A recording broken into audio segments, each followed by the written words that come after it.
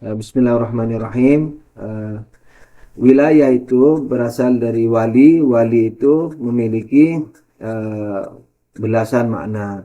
Tapi yang dibahas dalam pemikiran sosial manusia, sehubungan dengan manusia, sehubungan dengan politik, apalagi sehubungan dengan kepemimpinan, sehubungan dengan kenabian, kerasulan, keimamahan. Nah, itu yang dimana ada yang dibahas adalah satu makna, yaitu bermakna penguasa, yakni yang menguasai. Jadi bukan penguasa, tapi yang menguasai. Yakni yang menguasai siapa? Yang menguasai manusia. Dalam hal apa? Dalam hal apa aja. Jadi itu asal maknanya. Jadi belum ada pengkondisiannya, belum ada qarinahnya, belum ada pembatasnya, belum ada penyempitnya. Penyempit, pelebar, itu semua disebut qarinah. Jadi qarinah itu kadang-kadang meluaskan, kadang-kadang menyempitkan.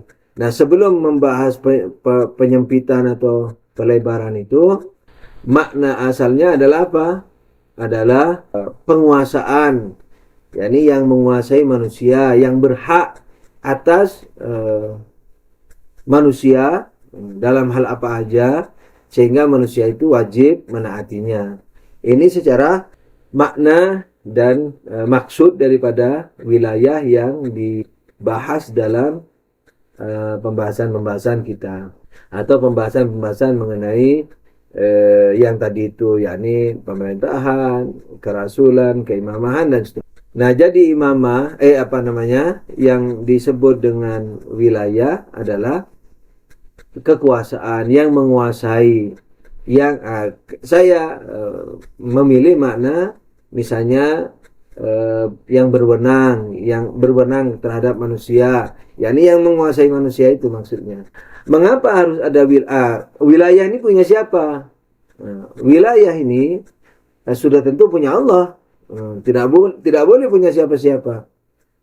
Karena yang berhak untuk ditaati oleh manusia hanya Allah.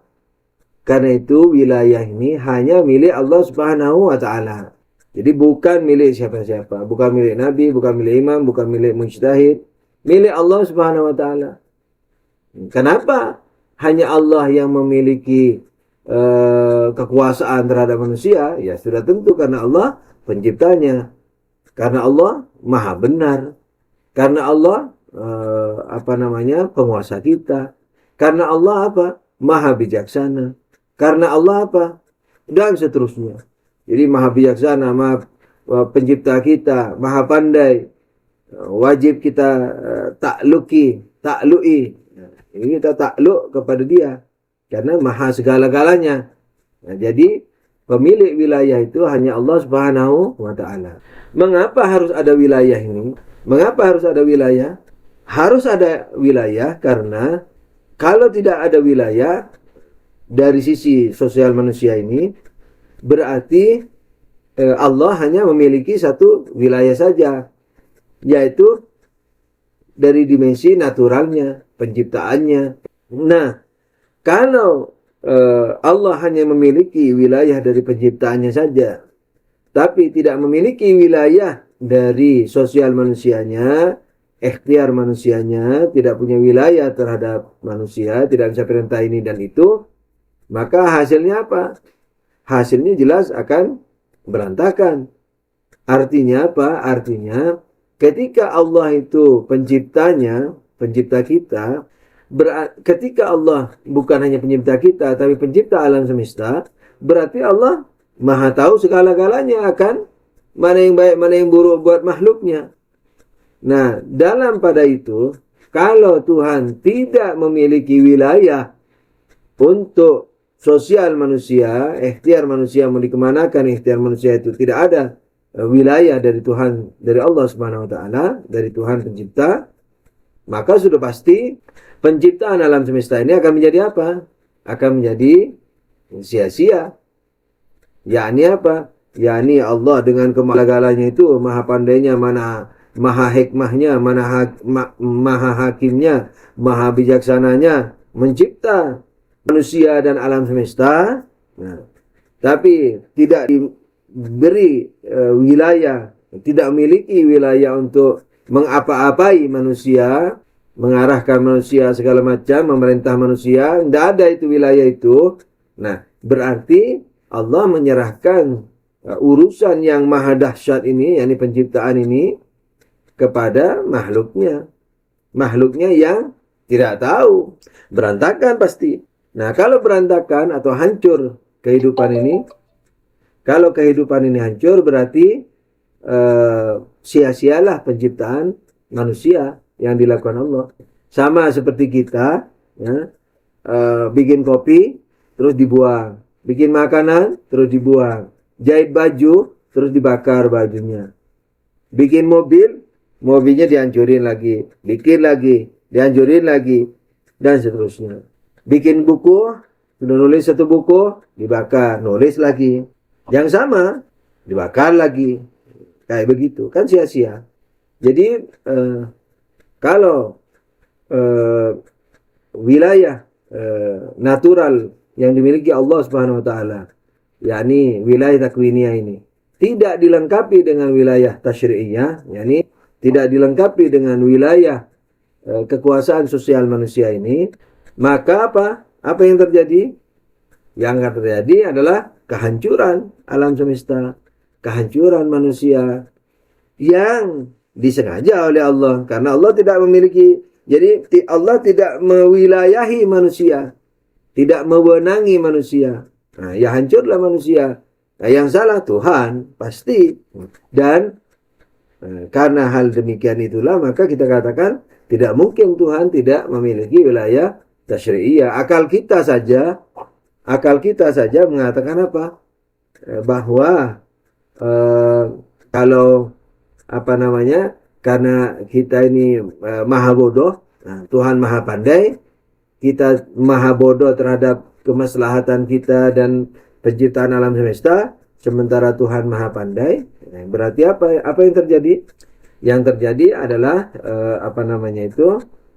kita mengatakan bahwa kita pasrah kepada Allah. Nah, apa yang diarahkan oleh Allah itu yang harus kita ambil. Jadi akal kita dari dua sisi memahami. Bahwa kalau tidak ada wilayah Tuhan, berarti apa? Berarti hancur manusia. Dari satu sisi, yang tadi itu, dalil yang pertama mengatakan bahwa akan sia-sia, akan terjadi kehancuran dalam kehidupan manusia, tidak ada pengarahan, di mana itu dari awal disengaja oleh Allah karena tidak memberikan kuasanya, wilayahnya. Dari satu sisi, kita dari dalil keduanya ini, diri kita sendiri sudah mengakui bahwa kita tidak bisa ngapa-ngapain, tidak bisa berbuat apa-apa. Dari mana kita bisa tahu misalnya sholat duhur, sholat asar, harus sholat, harus puasa? Dari mana kita bisa tahu hal itu? Tidak bisa tahu kan? Memang banyak yang kita tahu, tapi tidak detail, tidak detail. Misalnya kita tahu mencuri itu jelek, bohong itu jelek, kemudian memukul orang itu jelek, tahu kita. Gak mungkin tidak tahu, karena Allah sudah memberikan akal kepada manusia. Tapi di samping ada hal-hal yang kita tidak tahu, baik jeleknya, karena misalnya agak rumit. Nah, yang tahu ini pun tidak tahu harus berbuat apa. Jadi misalnya kalau memukul orang, nah, terus apa? Terus mau diapain? Mau didenda? Mau diapa? Kalau dendanya berapa? Memukulnya kayak apa? Sampai memar, sampai luka. Kalau dipikir itu kan jelas ya, memar, luka misalnya kulit, luka sampai ke daging, luka sampai ke tulang. Itu semua ada dendanya masing-masing. Jadi akal kita, yakni dari arah kita sendiri, akal kita ini sudah tidak mampu memahami detail-detail dari kebaikan dan keburukan. Ya, banyak yang kita pahami, tapi tentang kebaikan dan keburukan itu, tapi kita juga tidak tahu harus diberi pahala berapa, harus dihukum berapa. Itu yang diketahui Ada juga banyak yang tidak diketahui. Yani asal baik buruknya saja kita udah nggak tahu. Begitu. Yang tahu pun kita juga nggak bisa mengerti sejauh mana gradasi yang ada pada kebaikan dan keburukan itu dan berapa harus mendapatkan diberikan pahala dan diberikan hukuman. Yang ketiga, dalil yang ketiga bahwa wilayah itu harus ada, wilayah tasyri'iyah ini, wilayah dalam pemerintahan manusia ini, pengaturan manusia ini, yang biasa juga disebut istilah tasyri'iyah tadi. Yang ketiga, kita nggak punya alat untuk memberikan hukuman yang setimpal, yang membuat manusia mengikuti. Dari mana kita? Misalnya ya, karena kita muslim ini cesplengan saja. Kita nggak punya surga neraka yang mau membuat manusia takut dan mengamalkan atau terangsang untuk mengamalkan hukum kita. Anggap kita udah hebat nih, menjangkau semua kebaikan keburukan, menjangkau juga konsekuensi-konsekuensi yang harus diberikan dengan seluruh gradasinya, dengan seluruh konsekuensinya, baik pahala atau dosa, kan? Akan tapi mana pahalanya? Kayak apa? Apa yang kita mau berikan?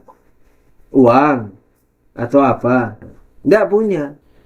Biar miliuner juga nggak akan punya, nggak akan ngasih. Orang setiap yang miliuner seneng kok sama uangnya. Biar miliuner juga nggak akan cukup. Berjuta-juta orang berbuat kebaikan, mau dikasih uang berapa? Yang senyum sudah kebaikan itu. Senyum saja. Bukan antar lain muhrim lah ya. Ini senyum yang boleh maksudnya, yang disunnahkan itu. Senyum saja.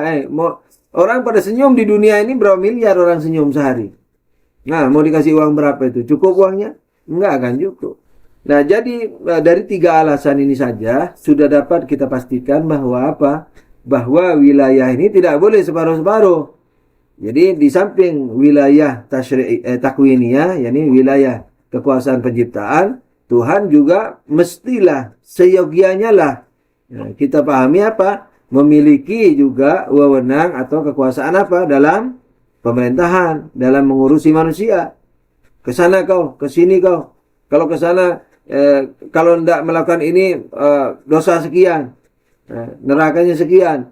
Kalau melakukan itu pahalanya sekian, surganya sekian. Nah, jelas itu.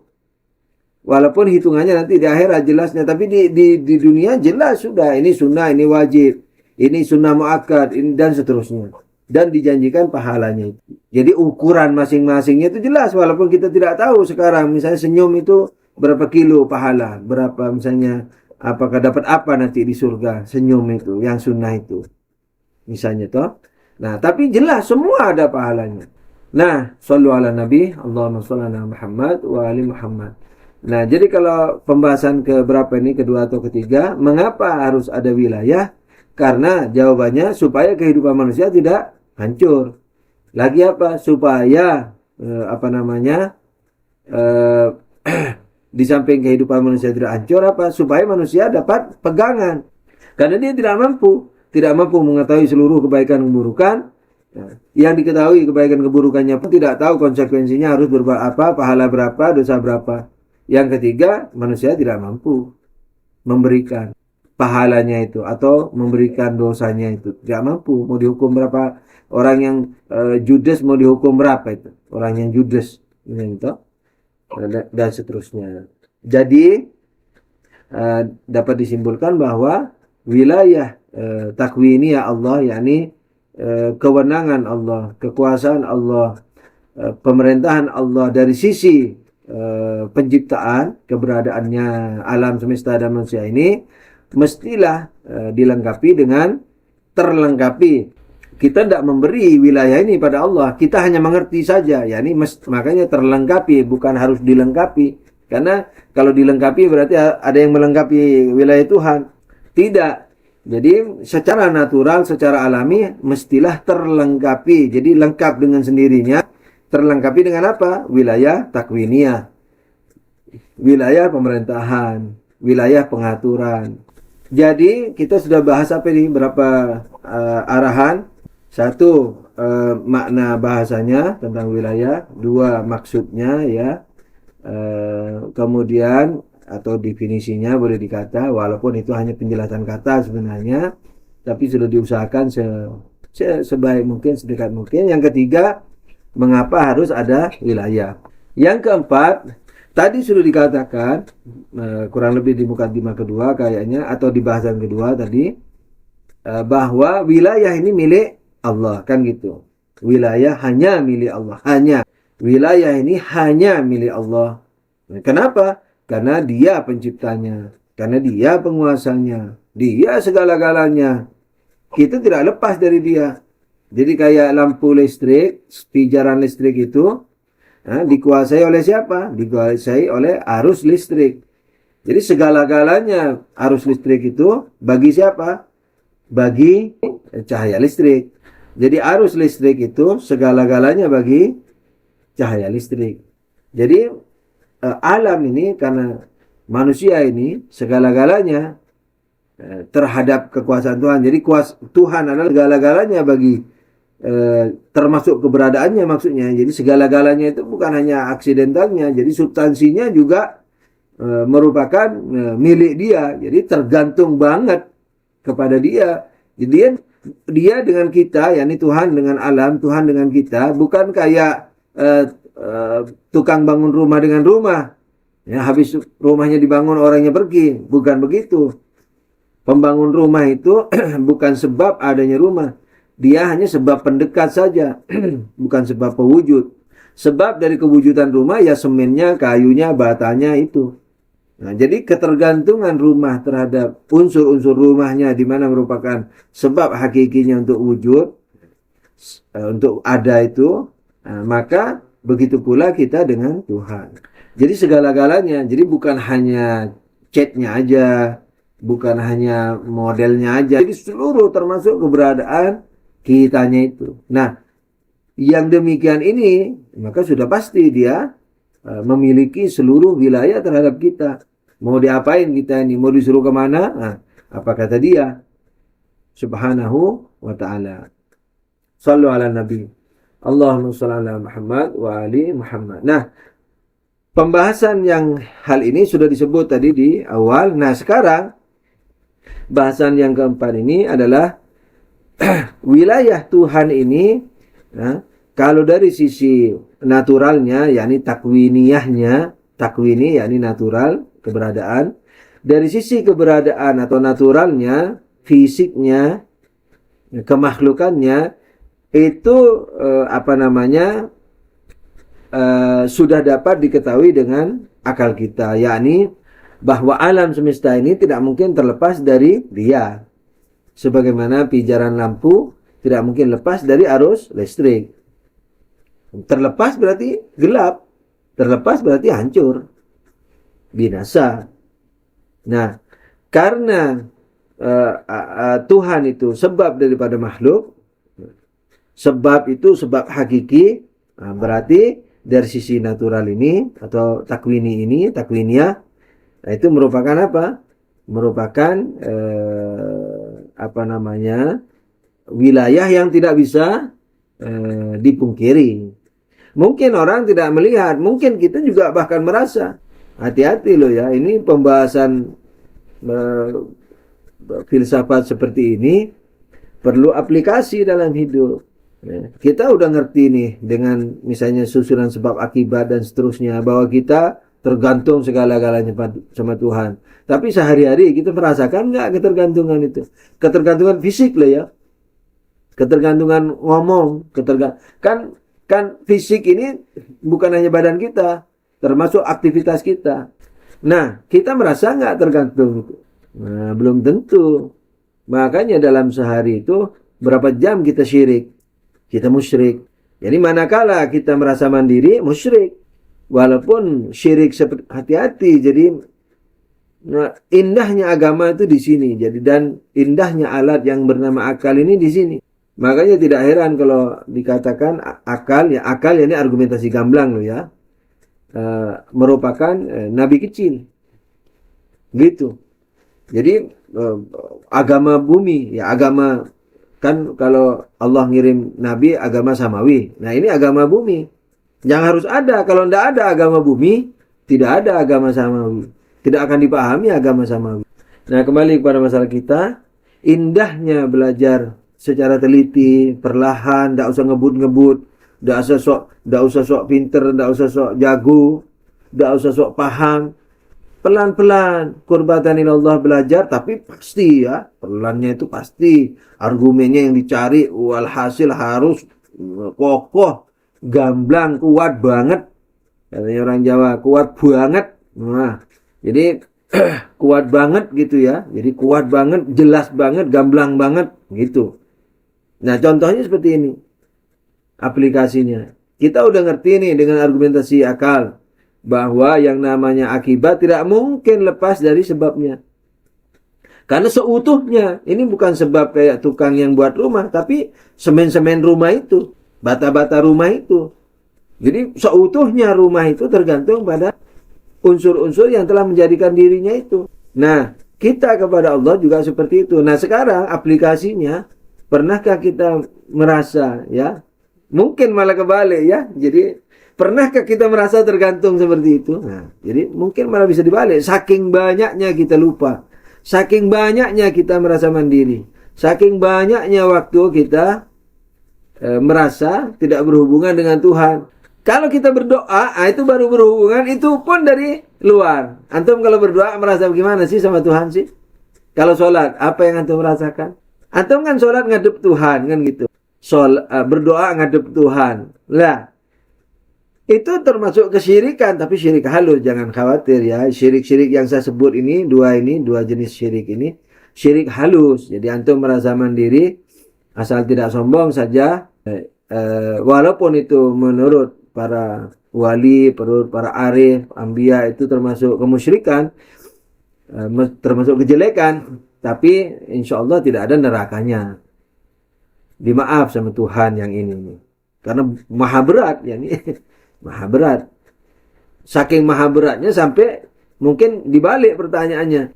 Bukan bertanya begini, berapa jam kamu merasa mandiri? Bukan begini pertanyaannya. Tapi saking banyaknya kita berjam-jam merasa mandiri, pertanyaannya apa? Nah, pernahkah merasa tidak mandiri? Ini jangan diterjemah dengan determinisme loh ya. Jangan mengatakan bahwa perbuatan saya ini sudah dicetak Tuhan. Bukan itu maksud saya. Jadi dalam keadaan ikhtiar, dalam keadaan ngomong, mendengar, ngaji, diskusi, bekerja, tidur, makan, itu harus merasa tidak mandiri. Jadi harus merasa tergantung kepada sebabnya. Begitu. Walaupun nanti yang bertanggung jawab kita. Karena kita yang memilih dengan ikhtiarnya. Jadi penyaluran ikhtiar itu tidak menafikan ketergantungan fisik. Ketergantungan takwiniah. Jangan salah.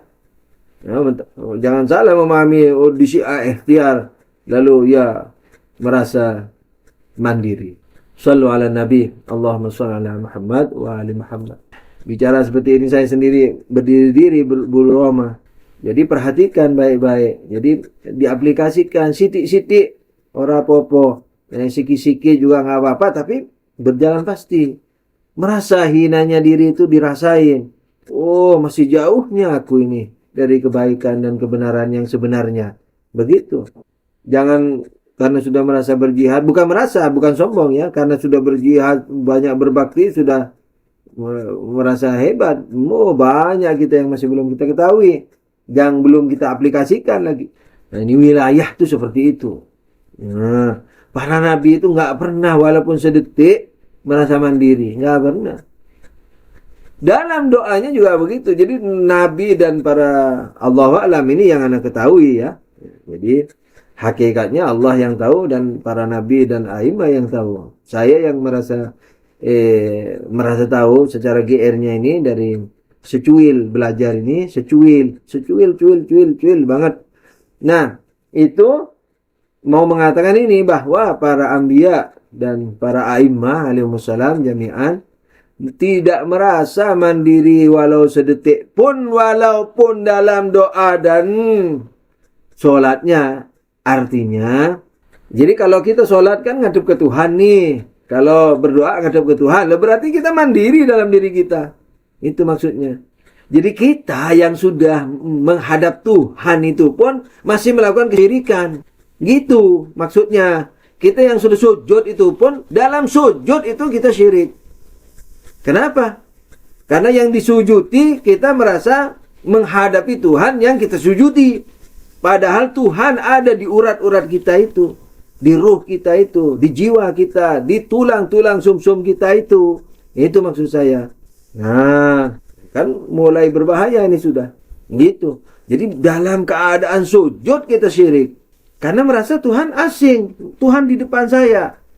Dan anjuran aulia memang begitu. Kamu sujudlah seakan-akan Tuhan di depanmu. Tapi ini tahapan keduanya. Kan tahapan pertama, tahapan ketiga yang paling tinggi ya. Tahapan pertama apa? Kalau definisi khusyuk itu, anjuran khusyuk. Tahapan pertama yakni memahami bacaannya. Ini tidak berpikir lain kecuali Allah. Dengan memahami, dengan memahami bacaan-bacaannya. Itu khusyuk. Tapi ini bagi wali, bagi aulia dikatakan ini syirik. Karena kamu kalau fokus kepada makna-makna bacaan berarti nyembah bacaan, nyembah makna. Rukuk, sujud, subhana rabbiyal azimi wa bihamdi, maha suci Allah. Jadi memfokus maknanya berarti kamu sujud pada makna. Sujud pada makna, rukuk pada makna, ngadep qiyam, yakni berdiri sama makna. Padahal mestinya qiyam, rukuk, sujud sama Tuhan, bukan sama makna. Wah, repot nih.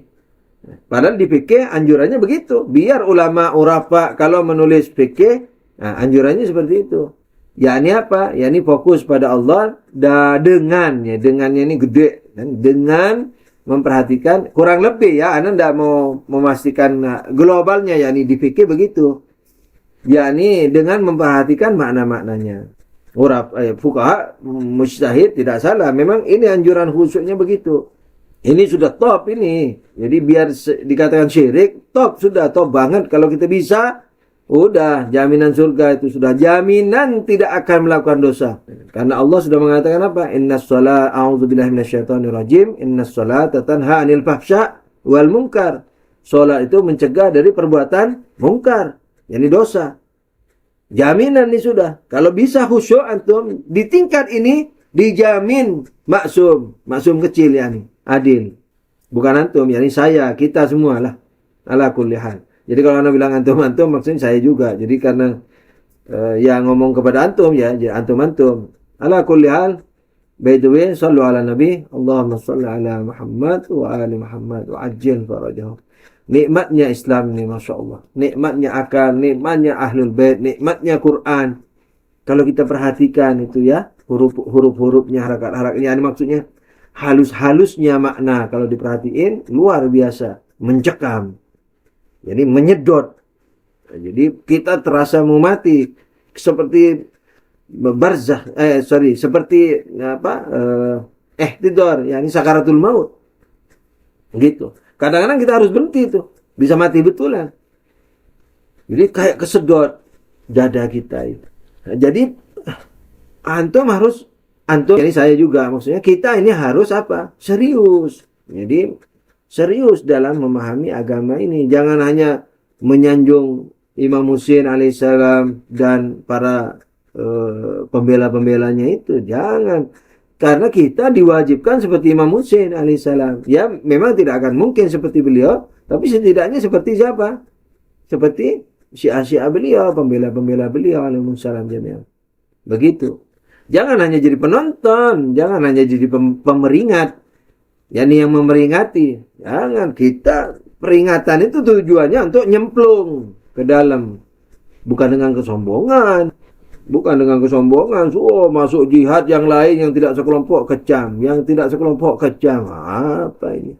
Ini pendekar untuk yang Allah katakan ruhama bainahum asyidda 'alal kufar ruhama bainahum, keras kepada kafir, santun kepada mukminin. Sama ini dibalik. Kalau ke kafirin santun banget, ketemu Masehi, Kristen, Buddha, waduh, kita ngeritik mereka, dikritik sama ini, kelompok ini. Kita ngeritik misalnya orang kafir, dikritik sama orang ini. Kita ngeritik saudara ahlu sunnah, dikritik sama kelompok ini. Tapi kelompok ini kejamnya sama Syi'i. Kejamnya sesama Syiah. Dibalik-balik. Saya enggak mengatakan bahwa kita harus bermusuhan sama agama lain, apalagi sesama saudara Sunni. Maksudnya ini kelebihan gitu. Jadi ruhama bainahum asyidda 'alal kufar ruhama bainahum di ayat kan. Jadi mukmin itu salah satu sifatnya keras kepada kafirin. Nah, keras itu kalau perang, kalau omong tegas. Nah, kalau perang keras, itu maksudnya ruhama bainahum. Jadi saling menyantuni sesama mukminin. Sama sebagian kelompok Syi'i apa dibalik. Kalau mengkritiki lain mazhab, lain fulan, sudah kritikan santun segala macam, tidak boleh. Santun tidak ada apa-apanya. Santun banget. Bukannya kecam-kecam itu. Wah, ya hajar habis. Tapi sebaliknya, sesama mukminin kejam. Tidak boleh seperti itu. Pembahasan ilmiah silahkan. Boleh dikata kejam juga nggak apa-apa. Kejam argumentasi kan. Bukan cemooh. Tidak apa-apa. Harus tegas memang. Shallu ala Nabi. Allahumma shalli ala Muhammad wa ali Muhammad. Nah, kembali pada kita wilayah ini.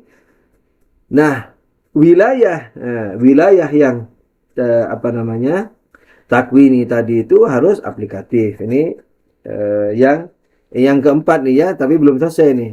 Karena saya mencatatkan KKI kepada antum, kepada saya sendiri, supaya tahu, supaya ingat, yang sudah tahu supaya ingat kembali bahwa teori yang muluk-muluk filosofis ini ya bukan hanya untuk penghias kajian majelis, bukan hanya untuk kajian tulisan di Facebook, bukan hanya untuk kajian kehiasan kata-kata di kajian dan segala macam di diskusi buat mentereng-menterengan, bukan, tapi buat menggempur diri kita. Kalau kita ini tidak tergantung banget sama Tuhan secara keseluruhan, berapa jam kita merasa tergantung itu? Berapa jam kita merasa mandiri, kayak gitu. Oke, shallu ala Nabi, Allahumma shalli ala Muhammad wa ali Muhammad. Nah, kembali pada masalah kita bahwa bagaimana aplikasinya? Kan sudah disepakati tadi, bukan disepakati, sudah dibuat paham lah walhasil. Karena belum tahu saya dalam pertanyaan apa ada debatan apa enggak. Bahwa wilayah ini, wilayah Tuhan itu memiliki dua dimensi, takwiniyah dan tasyri'iyah. Kan gitu.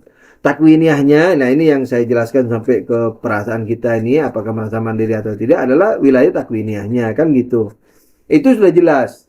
Jelas ada, ya, dan tidak bisa diingkari, tidak bisa diingkari kecuali mungkin diingkari dalam pengetahuan karena tidak tahu hubungan sebab akibatnya itu, atau mungkin juga diingkari sebagai suatu kemusyrikan kayak saya, kayak kita karena merasa mandiri. Kalau doa juga merasa ngadep Tuhan, padahal Tuhan juga ada di dalam kita tanpa tempat loh ya. Jadi Tuhan tidak diikat dengan luar dan dalam kita. Itu dimensi apanya? Takwiniyahnya atau naturalnya atau keberadaannya atau kewujudannya dari makna wilayah Tuhan. Sekarang kan itu kan aplikasi dari wilayah takwiniyah tadi tidak bisa diingkari siapapun. Artinya keberadaannya ya seperti itu sudah. Walaupun orang tidak tahu atau mengingkari kayak kita, atau tidak mengingkari, walaupun orang tidak tahu atau mengingkari atau mengimani tapi merasa mandiri kayak kita. Itu ya. Nah, ini masalah takwiniyahnya. Sekarang tasyri'iyahnya gimana? Yang wilayah tasyri'iyahnya, yakni wilayah pemerintahannya ini bagaimana? Aplikasinya bagaimana? Apakah Tuhan langsung atau pakai malaikat atau pakai manusia? Nah, ini biasanya kembangannya dibahas dalam mana? Dalam pembahasan kenabian. Ini filsafat agama. Jadi agama kan wilayah tasyri'iyah ini kan hukumah pemerintahan. Jadi ke sana kau, kemari kau, jangan ke situ kau, jangan gini kau. Makan ini, jangan makan itu. Tidur begini, jangan tidur begitu. Puasa atau tidak puasa, sholat begini, sholat begitu. Kalau memerintah begini, jangan begitu. Militer begini, jangan begitu. Ekonomi begini, jangan begitu. Dan seterusnya. Ini wilayah tasyri'iyah namanya. Yang dalam bahasa ringkasnya agama. Tapi agama mungkin untuk bahasa Indonesia kurang cocok. artian agama ini, karena agama sudah diartikan selain dari masalah-masalah sosial politik. Jadi agama sudah dianggap sholat, puasa itu agama, ngaji, tadarus, zakat, kurban, nah itu agama. Sosial politik udah gak ada, makanya semua muslimin, udah pedoman pada bukan agama dalam politiknya itu. By the way, sallu ala nabi, Allahumma sholli ala Muhammad wa ali Muhammad wa ajil farajahu. Jadi wilayah takwiniyahnya ini, wilayah tasyri'iyahnya ini, pemerintahannya ini. Nah, kalau pemerintahan di Indonesia juga pemerintahan tidak menjago ibadah, tapi lebih enak ditekan ke sini aja, karena pemerintahan tidak rugi. Nanti kalau ditanya bagaimana sholat, ya itu termasuk pemerintahan, karena pemerintahan di sini maksudnya pemerintah yang memberi perintah, yang menguasai, yang mengurusi. Nah itu. Jadi semua termasuk urusan pribadi. Tapi kalau hanya agama nanti dikebiri. Jadi agamanya dimensi agamanya saja, sholatnya dan lain-lainnya itu dan sebangsanya saja yang diurus Tuhan, tapi sosial politiknya tidak. Untuk yang tasyri'i ini aplikasinya bagaimana? Ayo. Kan milik Tuhan nih, tidak bisa dimiliki oleh yang lain. Nah, bagaimana? Nah, dalam pembahasan filsafat agama sehubungan dengan masalah kenabian, nah, di situ apa? Di situ dibahas bahwa bagaimana Tuhan menyampaikan pemerintahannya ini, yakni agamanya ini sendiri langsung, pakai suara atau pakai apa. Walhasil punya bahas. Nah, Anda tidak mau panjang lebar membahas ini, sudah panjang ini kan, sudah hampir sejam. Nah, membahas masalah filsafat agama insya Allah ditundakan di pembahasan kenabian. Nah, jadi kalau pakai Tuhan langsung sulit dan mustahil, misalnya gitu toh. Pertama, tidak semua orang bisa diajak bicara sama Tuhan. Tuhan maha suci, kita maha kotor. Bagaimana mau diajak bicara? Kalau bicara misalnya pakai bahasa apa? Ya kan? Misalnya suara menyeru di langit. Wahai manusia, manusia di langit gitu. Ya, nanti semua orang dengar. Bahasanya pakai bahasa apa? Kalau pakai bahasa Arab, selain Arab tidak bisa. Kalau dibilang yang negara Arab pakai Arab, Indonesia pakai Indonesia. Orang Indonesia yang ada di negara Arab tidak bisa. Kan di sana mendengarnya bahasa Arab tuh. Nah, ini turis atau orang haji. Allah lagi mau menurunkan firman-Nya ini langsung ya. Terus orang lagi haji pakai bahasa Arab, yang kan negara Arab pakai Arab tuh. Tidak paham orang Indonesia. Kalau dibilang, lah Tuhan kan maha hebat, semua orang dengar sesuai bahasa sendiri-sendiri. Juga sulit. Apa sulitnya? Banyak yang tidur. Wah, dibuat bangun. Jadi Tuhan membuat mereka bangun. Jadi biar tidur juga terdengar, dan ketika terbangun dari tidurnya juga ingat. Misalnya, kok kan maha hebat Tuhan. Nah, sulit juga. Kenapa? Karena yang terjaga banyak yang SMS-an, teleponan, Facebookan, dan seterusnya. By the way, anggap sudah oke. Dibuat macet sama Tuhan. Semua dibuat macet. Pesawat macet di udara. Kan? Pilotnya ketika Tuhan lagi berfirman, mandek itu langsung. Kereta api mandek. Semua mandek. Supaya terdengar bagi mereka, terpahami maksud Tuhan. Jadi jadi perahu-perahu mandek, peluru-peluru yang ditembakkan mandek. Kemudian pesawat-pesawat mandek, pesawat tempur, pesawat walhasil. Jadi repot. Lah anggap sudah itu terjadi. Kan? Anggap terjadi. Lah, kalau ada pertanyaan, repot juga. Tuhan, mau teriak gimana? Pilot kan, Tuhan, sebelum pesawat ini berjalan lagi, saya ada pertanyaan nih. Misalnya, nah repot. Anggap sudah yang mustahil ini terjadi. Juga diberi kesempatan bertanya. Wah, kalau sedunia dikasih kesempatan bertanya, itu mandeknya pesawat di udara bisa berbulan-bulan. Belum lagi kalau Tuhan jawab, oh nanti masih ada pertanyaan kedua. Pertanyaan ketiga, iskalan. Wallah rasyid. Jadi, yang sholat juga harus diam. yang sholat, yang walhasil semua terhenti. Baik itu.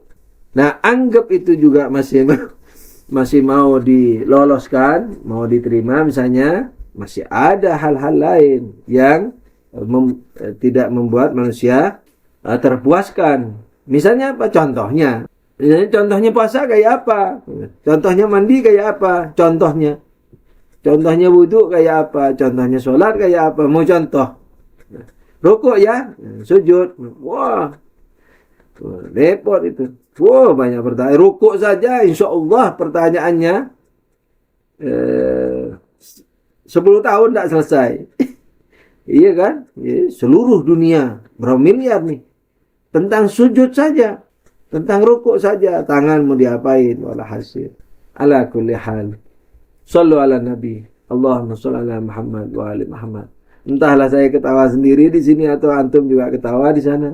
Baik itu, mudah-mudahan selalu antum semuanya sekeluarga selalu dalam rahmat Allah, dan mudah-mudahan antum dan saya juga menjadi penyukur, yakni pensyukur terhadap nikmat-nikmat ini dengan mengaplikasikan, bukan hanya alhamdulillah, tapi diaplikasikan semaksimal mungkin, diusahain. Itu yang Allah katakan, kamu kalau datang dengan berjalan, aku lari mendatangimu. Gitu. Berjalan ini jangan sok bergaya, ala aku mau lari deh ke Tuhan. Jangan sok begitu. Beratnya, antum lihat tadi itu. Kemandirian aja, kemerasa mandirian aja itu sudah musyrik. Nah, dari musyrik aja kita sudah susah. Belum dari ikhlas, dari ini. Ikhlas, benar. Ya, kan tauhid dulu. Terus benar ilmu fikihnya. Terus ikhlas. Wah, berat-beratnya itu, berlapis-lapis makom ikhlas, berlapis makom ilmu, berlapis-lapis. Masya Allah, kepingin saya berteriak-teriak ini di telinga saya sendiri dan di telinga antum. Afan, saya nyebut telinga. Kepingin membuat kita semua menjadi mendengar seruan Tuhan yang secara hakiki, bukan hanya basa-basi. Saya tahu kita tidak basa-basi, ngaji serius, tapi ketika tidak aplikasi, ya mirip basa-basi. Tidak berusaha dengan serius, nah itu mungkin bukan mirip basa-basi lagi. Ya memang basa-basi berarti. Nyari pahala toh. Itu sudah bagus loh ya. Saya bicara yang di atas bagus ini. Jadi antum harus pandai-pandai. Kalau saya mencerca kebaikan, itu harus antum pandai-pandai mengklasifikasi. Nah, memberikan kelasnya. Jadi kalau saya kecam kebaikan, bukan mengingkari kebaikan, berarti ini maksudnya untuk mencapai kebaikan yang di atasnya. Shallu ala Nabi. Allahumma shalli ala Muhammad wa ali Muhammad. Nah, bagaimana aplikasi wilayah tasyri'iyah ini kepada manusia? Ya, yakni agama ini. Ya tidak bisa langsung. Walhasil dengan semua, hatta malaikat juga nggak bisa. Ya, karena nanti malaikat, ya enak kau Jibril. Assalamualaikum ya Jibril, enak saja antum ini nyuruh puasa, antum tidak lapar. Ini kan kami lapar nih, itu kan diiskal Jibrilnya mana, pusing. By the way, tidak ada jalan yang sangat bijaksana cocok kecuali dengan miniatur. Ini miniatur wilayah Tuhan itu di muka bumi ini. Itulah yang disebut khilafah. Itulah yang disebut khilafah atau imamah. Khilafatullah ya, ini bukan khilafatul Rasul. Ada pembahasan khilafatul Rasul, ada pembahasan khilafah Allah Subhanahu wa taala. Ini khilafah Allah Subhanahu wa taala. Nah, karena itulah maka harus ada perutusan. Yakni harus ada pengutusan suatu utusan yang disebut siapa? Rasulullah, yang disebut Nabiullah dan seterusnya. Nah, kembali pada masalah aplikasi daripada wilayah tasyri'iyahnya ini tidak bisa atau tidak ada yang lebih afdal dari manusia itu sendiri. Karena berbagai hal, bisa berbicara dengan bahasa masing-masing, bisa memberi contoh dan seterusnya. Bisa ditanya, Jadi boleh tanya nanti kalau Imam Mahdi alaihissalam keluar, boleh tanya. Tapi jangan tanya ngetes-ngetes ya. Kalau tanya ngetes-ngetes, kalau ke saya enggak apa-apa. Bukan saya karena kadang-kadang teman-teman tanya ngetes-ngetes. Ya. Kadang-kadang juga ingin sesuatu yang lain, bukan yang mau ditanyain itu. Ingin tahu sesuatu, tanya ke saya sesuatu yang lain. Nah, itu enggak boleh. Kalau bisa. Jadi kalau memang tanya masalah agama, tanyalah karena ingin tahu agama yang mau ditanyain itu. Jangan karena ingin tahu, kalau ini jawab begini berarti misalnya saya tahu misalnya sesuatu yang lain yang ingin saya tahu misalnya gitu. Walhasil yang tidak mengarah, saya akan jawab insya Allah Ta'ala. Saya akan membodohkan diri, mau di politisi atau apa, saya akan membodohkan diri semaksimal mungkin selama tidak terlalu mudarat untuk saya, tapi antum sendiri yang rugi karena antum main-main jadinya hidup. Saya kadang-kadang ditanya ini gini-gini, tapi dia tidak ikhlas tanahnya karena ingin sesuatu yang lain, ingin tahu sesuatu yang lain. Nah, tapi tetap saya jawab karena saya tidak boleh mengikuti perasaan, tidak boleh mengikuti ide. Mungkin ilham dari Tuhan, nah, tapi saya tidak boleh mengikuti itu. Anggap saya ide lah ya, gitu ya. Bisa juga dari jin ala kulli hal. Jadi saya mengambil jalan hati-hatinya, kuatnya. Hati-hatinya apa? Ya menjawab daripada di akhirat saya dituntut kelak. Tapi antum niatnya apa? Maka antum kalau karena Allah akan dapatkan barokah. Jadi barokah itu saya tidak jual barokah ya. Maksudnya harus argumentatif gitu ya. Nah, tapi di samping argumentasi itu antum akan dapat barokah. Misalnya kehusukan, tahu-tahu sudah merasa lebih takwa, tahu-tahu pekerjaan baik yang tadinya berat sudah lebih ringan, tahu-tahu yang perbuatan jelek yang susah ditinggal mudah ditinggalkan. Itu berkah itu.